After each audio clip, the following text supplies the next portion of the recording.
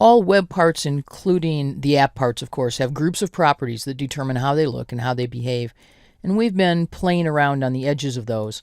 Let's take a more focused approach to looking at the properties of web parts.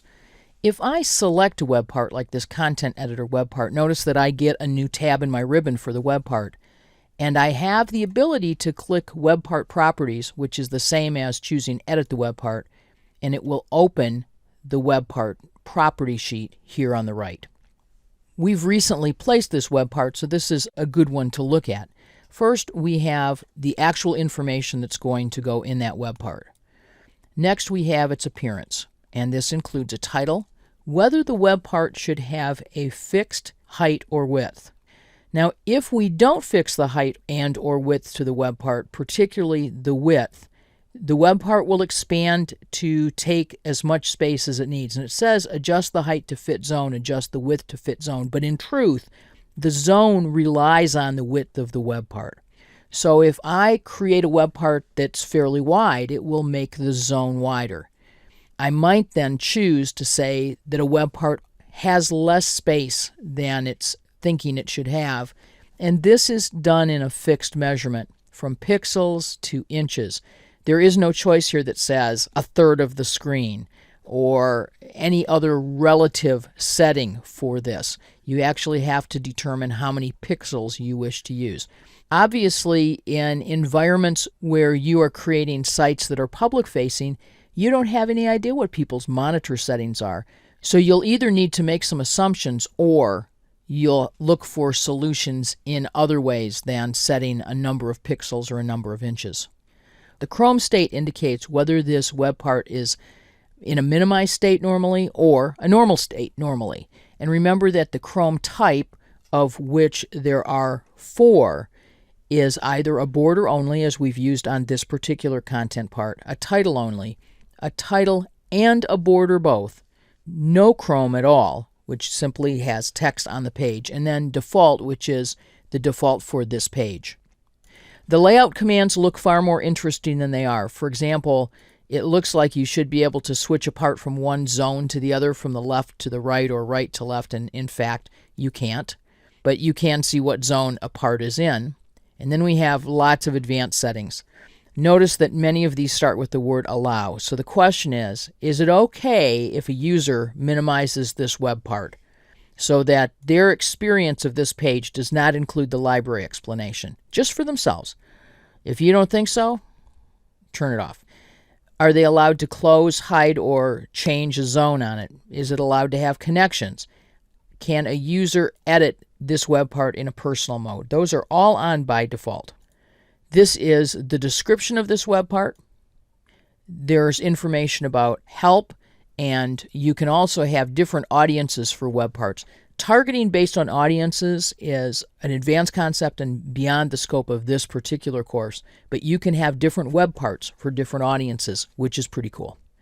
Once you've made changes, if you wish to make any, you can apply them by clicking OK. You're applying them and also closing these properties. I'd like to return to our events calendar because when we placed this web part, it actually increased the width of Zone 1. And as a result, we've got a scroll bar. I don't want to have this page display with a horizontal scroll bar. Let's therefore go in and edit its properties. Again, I can choose Edit Web Part, or with the web part selected, go to Web Part, click Web Part Properties.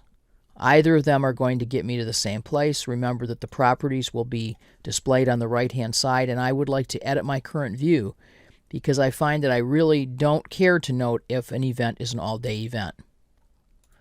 Click OK, and notice when I come back, simply modifying this view, which is a pretty big view, created some space. But I would have had some other choices. Notice that whether it recurs and whether there's a link to a workspace are also part of this particular view.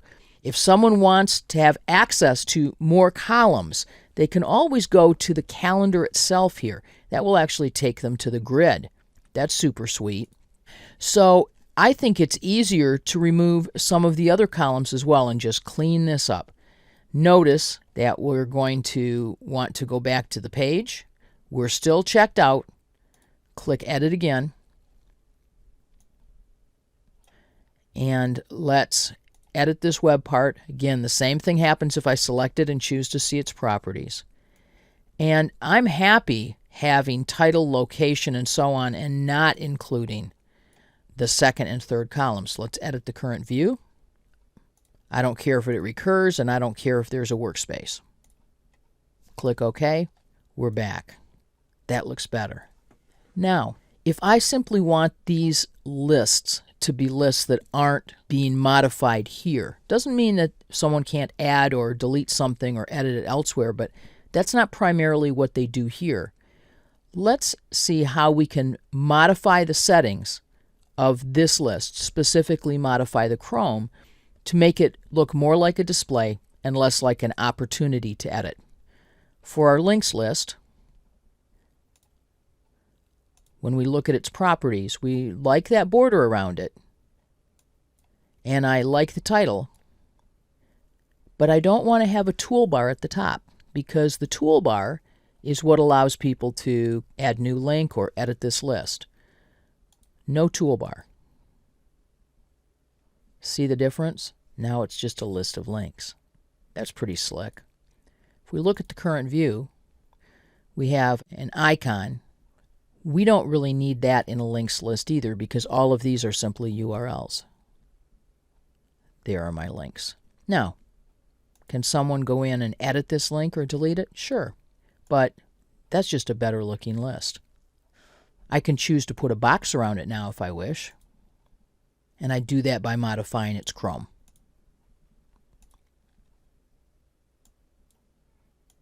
Notice that I had the calendar selected when I clicked on the page, so it's showing me the properties of the Bernal Hill events calendar.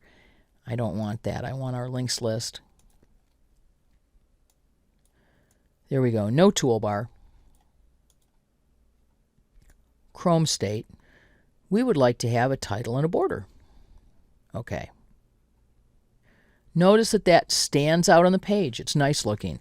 I don't need to put borders around everything. I can put borders around the items I choose to have borders on. But that's a nice look. Let's save this. And when I simply choose Save, rather than save and keep editing, notice that each time I do that, it is going to close the page editor.